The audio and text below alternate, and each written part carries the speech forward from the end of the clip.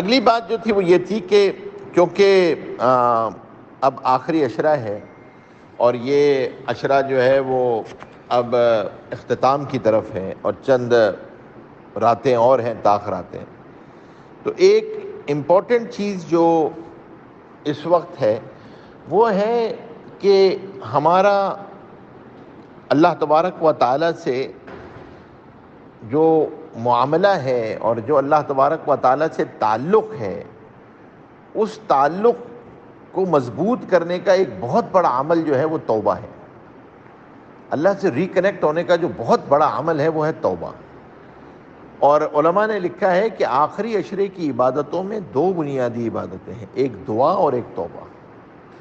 تو توبہ کو جو ہے نا وہ ہم اس بات کا اہتمام کریں کہ اپنے تمام رولز کے اندر ایک دفعہ بیٹھ کے توبہ آدمی ضرور کرے اور اپنے پوسٹ رمضان کے لیے آدمی ترتیب بنائے۔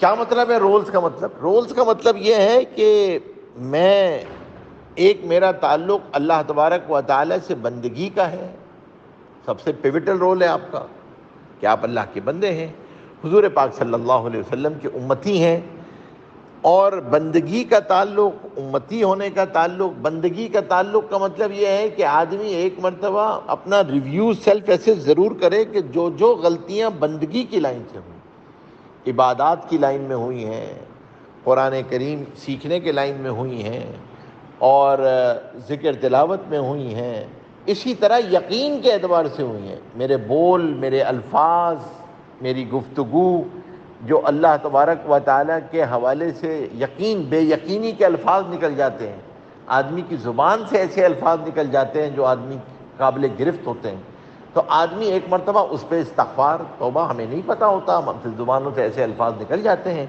پھر اسی طریقے سے خاص طور پہ حضور پاک صلی اللہ علیہ وسلم کے امتی ہونے کے ناطے میری زندگی کے اندر جو ہمارے ہاں سنتوں میں کوتاہی ہوتی ہے، حضور پاک صلی اللہ علیہ وسلم سے تعلق میں جو اس اعتبار سے کمی ہے کہ اتباع اور اطاعت تو حکم کے نتیجے میں وجود میں آتی ہے، اتباع 24/7 میں ہوتی ہے، تو اتباع کے اندر جو کمی ہے، اور پھر اس کے اندر خاص طور پہ باقی رول، بیٹے ہونے کے ناطے اور بھائی ہونے کے ناطے اور شوہر ہونے کے ناطے، باپ ہونے کے ناطے، کم از کم آدمی ایک مرتبہ اپنے آپ کو ریویو ضرور کرے،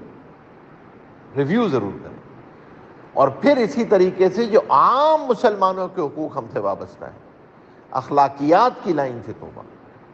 اور اس وقت جو سب سے بڑی بات ہے اور جو سب سے اہم چیز ہے وہ ہے کہ اخلاقیات کی لائن کی توبہ۔ پورے اخلاقیات کو اللہ تبارک و تعالیٰ نے بہت ہی بنیادی چیز بتایا، اور حضور پاک صلی اللہ علیہ وسلم کے بارے میں فیصلہ کیا ہے کہ انک لعلی خلق عظیم، کہ آپ اخلاق میں سب سے اوپر ہیں۔ اور علماء نے لکھا ہے کہ احادیث میں سے 2 حدیث ایسی ہیں جو سارے اخلاق کا خلاصہ ہے۔ ایک حدیث ہے کہ خیر المسلم من سلم المسلمون من لسانہ و یدہ، تم میں سب سے بہترین مسلمان وہ ہے جس کی زبان اور ہاتھ سے دوسرے مسلمان محفوظ ہیں۔ آپ کی ذات سے، آپ کی زبان سے کسی کو تکلیف نہ پہنچے، آپ کے ہاتھ سے کسی کو تکلیف نہ پہنچے، آپ کے عمل سے کسی کو تکلیف نہ پہنچے۔ اور دوسری حدیث ہے کہ ایمان کی علامت یہ کہ جو تم اپنے لیے پسند کرو وہی دوسرے مومن بھائی کے لیے پسند کرو، جو اپنے لیے ناپسند سمجھو وہی دوسرے کے لیے ناپسند سمجھو۔ اس کے اندر انسان کا ایٹیٹیوڈ بھی ہے، انسان کا بیہیویئر بھی ہے، انسان کا اپنے لوگوں کے ساتھ تعلقات بھی ہیں، لوگوں کے ساتھ معاملات بھی ہیں۔ میں اس لیے عرض کر رہا ہوں یہ کہ ہم عام طور پہ اس کی طرف توبہ کی توفیق اس لیے نہیں ہوتی کہ آدمی اس کو گناہ ہی نہیں سمجھتا، کیونکہ توبہ کی بنیادی شرط کیا ہے؟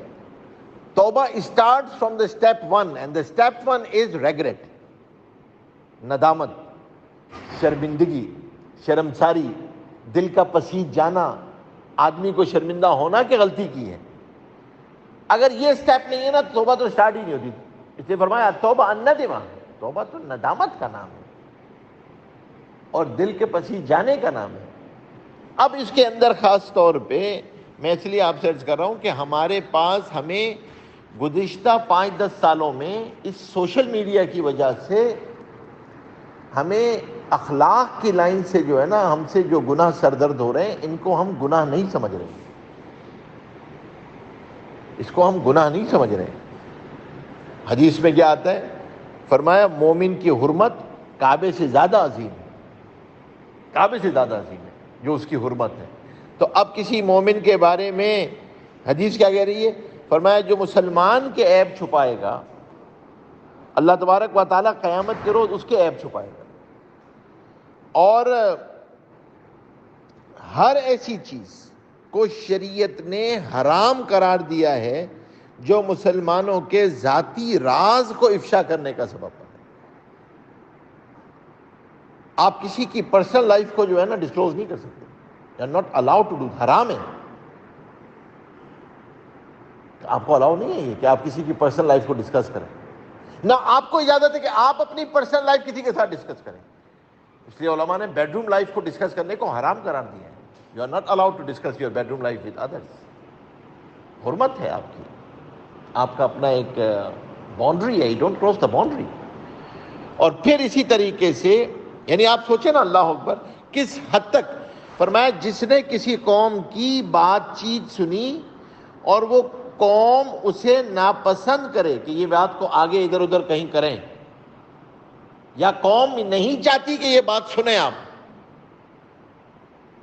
تو حدیث میں آتا ہے کہ قیامت کے دن سیسا پگھلا کے اس کے کان میں ڈالا جائے گا کہ تم نے کان کو غلط استعمال کیا تھا، یہ تو اس کے لیے نہیں تھا۔ پھر اسی طریقے سے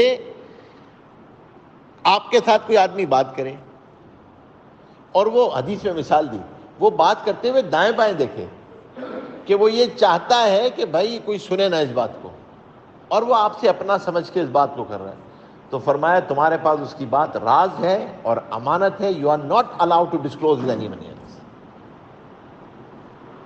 آپ کے پاس اس کی امانت ہے بات کو۔ تو اب پھر ہر مسلمان کی جان، اس کا مال، اس کی عزت، اس کی آبرو، یہ خاص طور پر ہر دوسرے مسلمان پر اس کی عزت، آبرو، جان، مال حرام ہے۔ اور حدیث میں آتا ہے اللہ اکبر، فرمایا کسی مسلمان کے برے ہونے کے لیے یہ کافی ہے کہ وہ دوسرے مسلمان بھائی کی تحقیر کرے یا تحقیر آمیز رویے کے ساتھ پیش آئے، کسی انسان کے برے ہونے کے لیے یہ کافی ہے۔ اور آپ سوچیں اللہ اکبر کہ فرمایا سود خوری کے 70 درجات ہیں، there are 70 stages of سود، اور سود اللہ سے جنگ ہے، اور اس کا ادنا درجہ یہ ہے کہ جیسے کوئی آدمی اپنی ماں کے ساتھ بدفعلی کرے، ادنا درجہ اس کا یہ ہے۔ اور فرمایا کہ سب سے بڑا سود اپنے مسلمان بھائی کی عزت آبرو کے ساتھ کھلواڑ ہے۔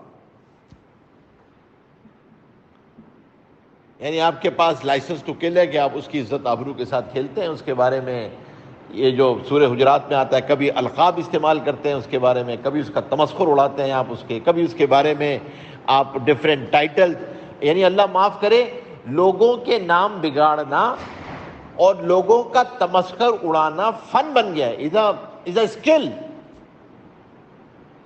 یہ بھی کوئی اسکل ہے۔ اور پھر اس کے ساتھ سب سے بڑا فرمایا کہ یعنی ہمیں یہ اللہ معاف کرے، آپ سوچیں نا کہ آپ کتنی بڑی بات ہے کہ آپ کسی کی عزت آبرو کے ساتھ کھلواڑ کر رہے ہیں، تو وہ اپنے محرموں کے ساتھ زنا سے زیادہ بدتر ہے۔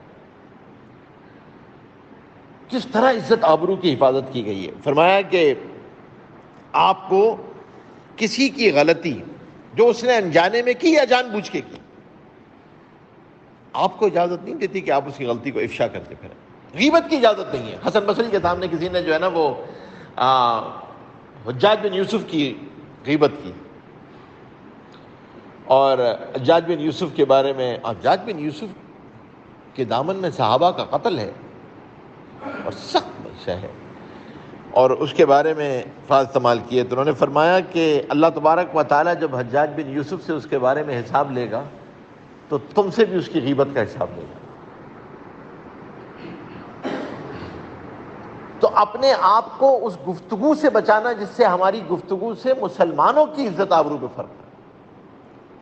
عمر بن عبدالعزیز کے سامنے کسی نے مشاجرات صحابہ کا ذکر کیا کہ صحابہ میں جو آپس میں لڑائی ہوئی تھی، تو فرمایا حضرت علی جو ہے وہ حق پر تھے یا اما جان حضرت عائشہ حق پر تھے؟ کیا جواب دیا ہے اب دیکھیں اللہ اکبر۔ حضرت عمر بن عبدالعزیز نے فرمایا جب اللہ جل شانہ نے ہمارے دامن کو ان کے خون کی چھینٹوں سے محفوظ رکھا ہے تو اپنی زبانوں کو اس سے کیوں آلودہ کریں؟ Who we are to audit؟ ہم آڈیٹر تو نہیں ہے نا، اللہ تبارک و تعالیٰ نے ہمیں آڈیٹر تو نہیں بنایا کہ ہم لوگوں کی عزتوں کے ساتھ کھلواڑ کریں۔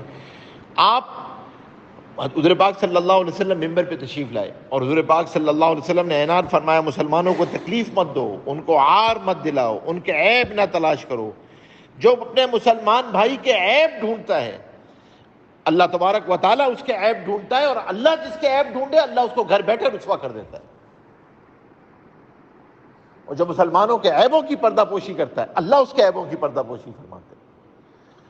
اور اللہ اکبر، فرمایا جس نے کسی مسلمان بندے کو بدنام کرنے کے لیے، اس کو گرانے کے لیے الزام لگایا، جھوٹا الزام لگایا، اللہ اس کو جہنم کے پل پہ قید کرے گا، جب تک وہ اپنی گندگی پاک نہ کر لے وہ اس سے گزر نہیں سکے گا۔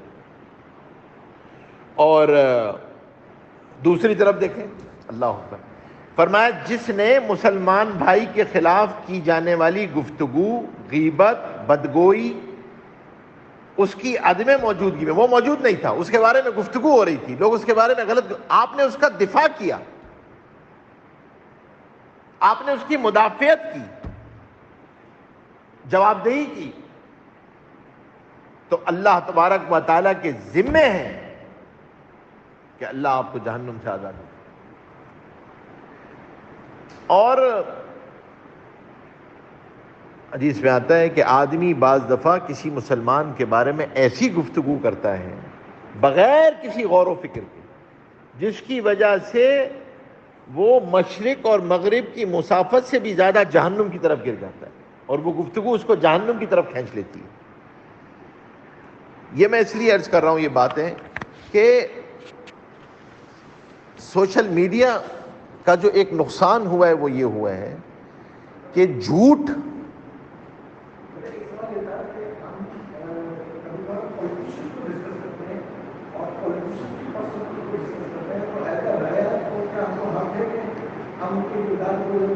نہیں، کوئی حق نہیں پہنچتا، کوئی حق نہیں پہنچتا۔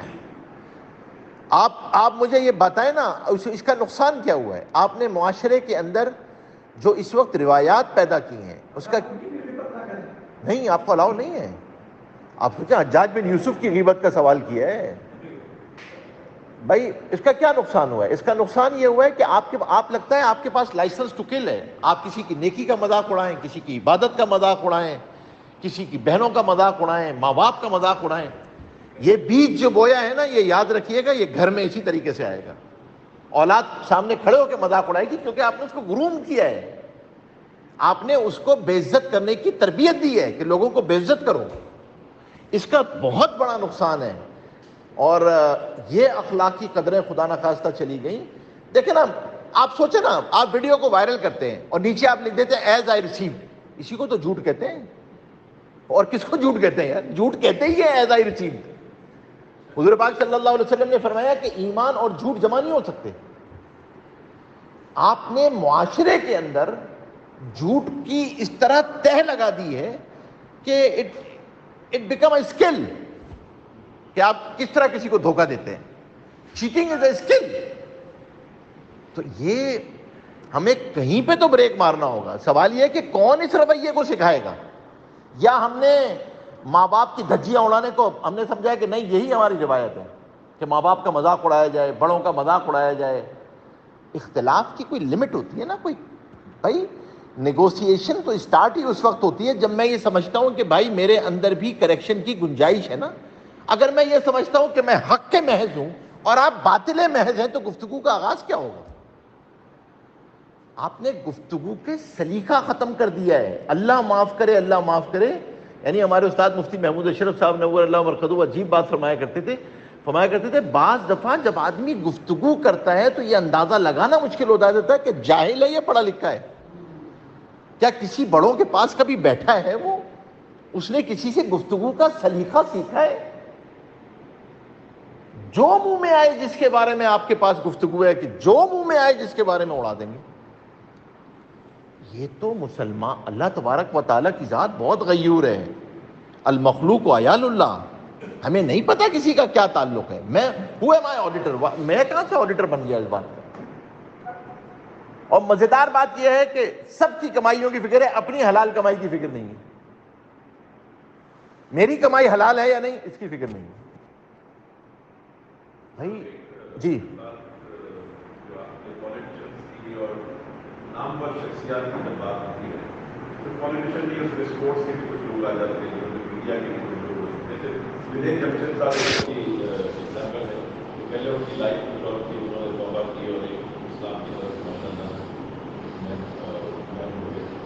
تو اس طرح سے بہت سے پالیٹیشین بھی ہیں جو پہلے کچھ اور تھے، آج نتیجے کے ہوتے ہیں. یا کوئی کرکٹر ہیں جنہوں نے پہلے کرپشن کے الزام تھے، انہوں نے اللہ سے معافی مانگی ہوئی. ہمارا اسمپشن بھی خود آپ کو داڑھی میں ہے اور بہت سارے اچھے کام کر رہے ہیں. لوگ ابھی بھی یہ کئی مرتبہ کرٹیسائز کرتے تھے کہ یار آج تبدیلی لے کے گھوم رہا ہے، آج یہ داڑھی لے کے گھوم رہے ہیں، اپنے زمانے میں جو اس نے سب ووٹ کیا. تو یہ ایک تضاد جو ہے کہ ماضی انسان کا جو بھی تھا اب اس نے اپنے آپ کو تبدیل کیا ہے اور وہ صحیح چل رہا ہے بظاہر.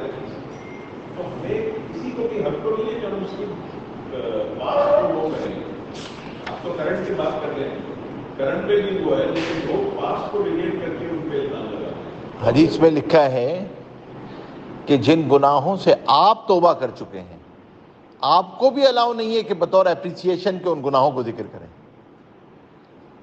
حدیث میں آتا ہے نا، جس چیز کو اللہ نے پردہ رکھا ہے آپ کو اس کی پردہ داری کے الاؤ نہیں ہے. بھیا ایک گناہ مجھ سے ہو گیا، کوئی غلطی ہو گئی مجھ سے، کسی کو نہیں پتا، تو I am not allowed to disclose in public. اور پھر دوسری بات یہ حدیث میں آتا ہے کسی کو یہ اجازت نہیں ہے، ابھی میں نے حدیث پڑھی نا، حضور نے ممبر پہ کھڑے ہو کے فرمایا کہ کسی مسلمان کو اس کے گناہوں کی وجہ سے آر دلاؤ. ارے یار ہمیں پتہ نہیں آپ کا کیا ماضی تھا. آپ کون ہوتے ہیں یار؟ اللہ تبارک و تعالیٰ نے اس کے گناہوں کو معاف کیا. Who you are, we are not the judges. اسی لیے میں کہتا ہوں کہ جب یہ توبہ کریں تو اللہ کے واسطے یہ توبہ کریں، ورنہ اگر ہم نے اس کو بریک نہیں لگایا، اسے بند نہیں باندھا، تو آپ گھروں میں جو ہے نا آپ تصور نہیں کر سکتے کہ اس کا کتنے مہلک اثرات ہیں جو ہم آنکھوں سے دیکھ رہے ہیں، ہمیں نظر آ رہا ہے آنکھوں سے. آپ لوگوں کو اندازہ ہی نہیں ہے، because you people are not with the youngsters, with the public. We live with the youngsters. The way they are groomed is a dangerous. آپ نے تو ایک فیول ہے، اس کے اندر تیلی لگا دیا آپ نے ٹک کر کے، وہ جب بھڑکے گا تو گھروں کو اجاڑ دے گا. وہ پھر ریلیشن شپ تھوڑی رہ سکتے ہیں کوئی. آپ نے نہ اسے گفتگو کا سلیقہ سکھایا ہے، نہ ادب سکھایا ہے، نہ بڑے چھوٹے کی تمیز سکھائی ہے. اس لیے میں کہتا ہوں سب سے بڑا رول جس پہ توبہ کرنے کی ضرورت ہے وہ میرے باپ کا رول ہے. بحیثیت باپ جو میں نے کردار ادا کیا ہے، جو میں نے اپنی، بھائی آپ دیکھیں نا گفتگو کا سلیقہ ہی نہیں آتا ہے، بات کرنے کا سلیقہ نہیں آتا ہے. یہ کہاں کا سلیقہ تھا؟ اختلاف ہوتے ہیں، کیوں نہیں ہوتے ہیں؟ مزاج ہیں، ہیومنز ہیں نا، روبوٹ تو نہیں ہے، انسان ہیں، غلطیاں ہوتی ہیں، سب سے ہوں گی غلطیاں. نبی تو نہیں ہیں، فرشتے تو نہیں ہیں. یہ لائسنس ٹو کل کس نے دیا ہے ہمیں کہ اڑائیں، سب کی عزتوں کو اڑائیں؟ آپ سوچیں نا، اللہ عمر فرما رہا ہے کسی کو بے آبرو کرنا کعبے کو ڈھا دینے سے زیادہ سخت ہے. کعبے کی حرمت ہے، آپ کو حجر اسود کے پاس جانے کی اجازت نہیں ہے مسلمان کو تکلیف دے کے. تو میں آپ سے عرض یہ کر رہا ہوں اگر ہم نے یہ توبہ نہیں کی تو یہ انوائرمنٹل کرائم ہے. بعض اللہ والے اور اہل کشف یہ کہتے ہیں کہ اللہ کی رحمت سے محرومی ایسے کہ بعض گناہوں کی دبیز ایسی ہے کہ اس سے کوئی توبہ کر ہی نہیں رہا ہے. بھائی توبہ تو جب کرے جب کسی گناہ کو گناہ سمجھے. We have 1000 justifications for license to kill. اور اس کا نقصان یا دو وجوہات ہیں. یا تو آپ کی نیکی کا تکبر ہوتا ہے یا مزاجوں کا بخل ہوتا ہے کہ کسی کی تعریف نہیں سن سکتے. You, no matter what diagnose you have yourself, but what the mentors used to say کہ اگر مزاج میں بخل ہوتا ہے تو کسی کی تعریف نہیں سن پاتا.